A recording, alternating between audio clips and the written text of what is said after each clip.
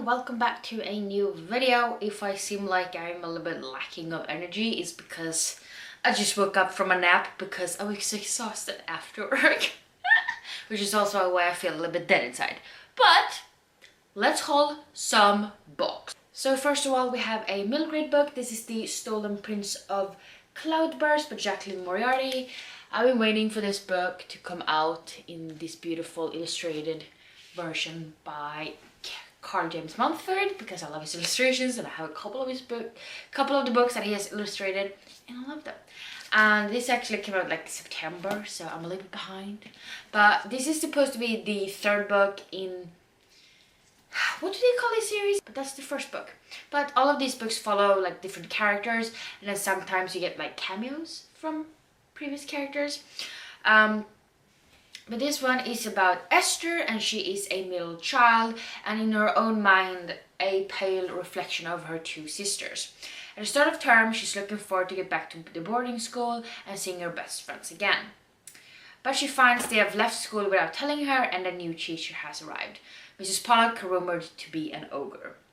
Things go from unfortunate to outright dangerous. The mountains surrounding the school, usually sparkling with glaciers and alive with fairies, become crowded with terrifying shadow mages. Everyone who might be able to help seems strangely absent, and it's left to ordinary military Esther to act. Will her true talent shine through, or is she simply too ordinary to be extraordinary? So that sounds really cool. And like I said, Jacqueline Moriarty's books are such quick reads usually, so I really look forward to reading this one. And then we have The Red Palace by June Her, and this one it just says like on top, to enter the palace means to walk a path stained in blood. Sounds morbid?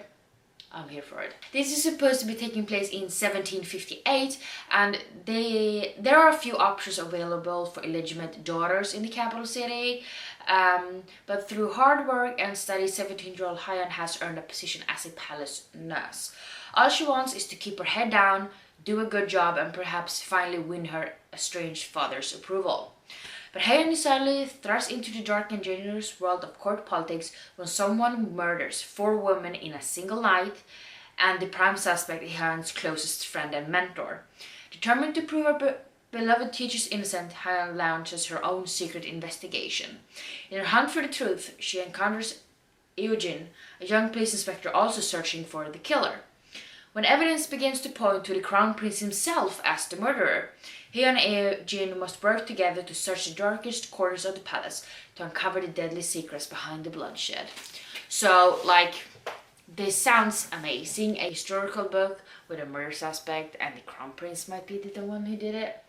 Really intriguing book. And then, of course, I had to buy the latest Casey West book because she's an autobiography author. I've read like over 10 of her books. I think I read almost all of them. But yeah, this is the newest one, and this one is called Places We've Never Been by Casey West. This is supposed to be a road trip book, which scares me a little bit because I don't generally like them. But it's Casey West, so maybe it will work. But this one we meet Nora, and she's supposed to go on this sort of summer road trip together with her family and her best friend's family. But her best friend or former best friend is supposed to join on this road trip as well. Her best friend Skylar is supposed to join them as well, and Nora and Skylar has been talking a little bit through social media, but last few months there's probably basically been radio silence between them. She is afraid that their friendship is over. But when they go on this trip, they realize that maybe they're supposed to be more than just friends, so something else like grows beyond that. So it sounds really cute. We'll see about the road trip aspect, but the romance might be cute at least. And then I've bought Rick Riordan's newest release. This is so shiny. This is Daughter of the Deep by Rick Riordan. This is the first book of his that does not follow mythology, which makes me a little bit sad because I love his mythology books, but this sounds really cool as well. I think this is supposed to be a standalone last time I heard. I don't know if they changed their mind, but that's what I heard last. So we meet our main character Anna, and she's a student at Harding Pencroft Academy, and this is a school that basically educates and trains the best underwater explorers in the world. And generations of Anna's relatives have gone to this academy, and Anna just hopes she will have what it takes to succeed.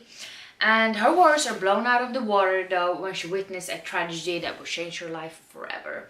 Because it turns out that the academy and its rival school, Land Institute, have been fighting a cold war for 150 years, and it just turned hot. So pursued by enemies, Anna learns her family ties with the Hardin Pencroft go deeper than she ever imagined, and back to her not so fictional ancestor, the legendary Captain Nemo. So basically this is like a middle grade fantasy retake of 20,000 Leagues Under the Sea. And I freaking love that book. So this sounds very promising. And I also really like Rick Riordan's writing and his characters and the world he builds. So I'm really looking forward to this one. And I really need to read it. We have our final book that arrived. I ordered another book actually, but it was delayed. So I don't really know how to do about that. Maybe I will include it in my September haul just because. But this is The Blood Trials by N.E. Davenport. This is a young adult fantasy, and basically it says on the back, it's all about blood. So blood spilled long ago between the Republic of Marine and the armies of the Blood Emperor. Now there's peace in the Republic where blood magic is banned, but there's also a strict class system, misogyny and racism. Her world is not perfect, but Ikenna survived it until now. With the murder of her grandfather, Ikenna spirals out of control. She's an initiate for the Republic's deadly elite military force. Ikenna has a secret only her grandfather knew. She possesses the blood magic of the Republic's enemies.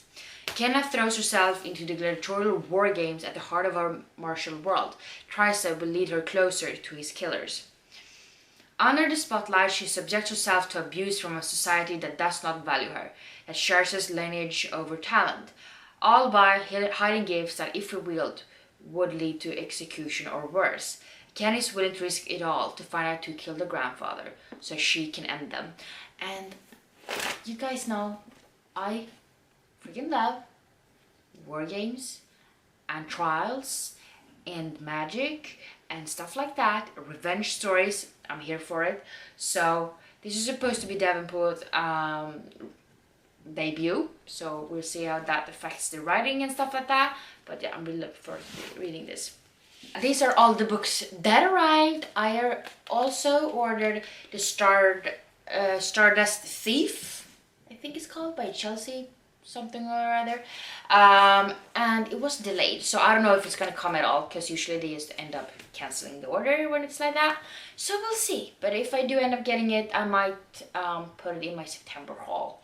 But yeah, those were all of the books that arrived. If you have read any of these books, please let me know down below what you thought about them, without spoiling of course. And yeah, I hope we see each other in the next one. Bye!